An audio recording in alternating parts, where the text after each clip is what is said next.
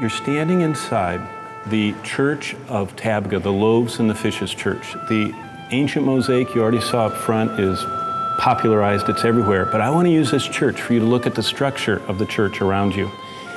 Every time the outsider came to a church, they heard the plan of salvation by the architecture. First of all, the cross, the apse, the front of the church up there always faces east. When you walk from the world into the church, you have to face the cross, the resurrection, and the return of Christ, which is what the apse represents. But you weren't allowed in. You had to come out into the narthex, the vestibule area.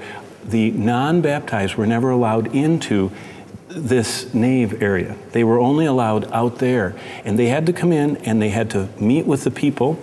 And if they learned enough about Christianity that they wanted to participate, they would come to the baptismal, which was at the front, and they would have to turn their back on the world, the west, face the east, the cross, and be washed by the waters of baptism. Then, and only then, could they walk into this part, the meeting place with God of the church. And every time they came in, it was the same after they were saved, baptized, after they came to the church. They always came turning their back on the world, coming toward the cross, the resurrection, and the return of Christ, and they would feed. They would come in line and have the bread, of communion given to them, saying that they had to be fed by Christ to live. So, let me just read, the apse was the focal point and usually constructed over a sacred spot. You saw that under the glass. There's some kind of a representation of holiness. Sometimes the nave was the center of the church. Sometimes, as this church, it's not quite the center, but always the focus was on the east, on the resurrection, and on the return of Christ.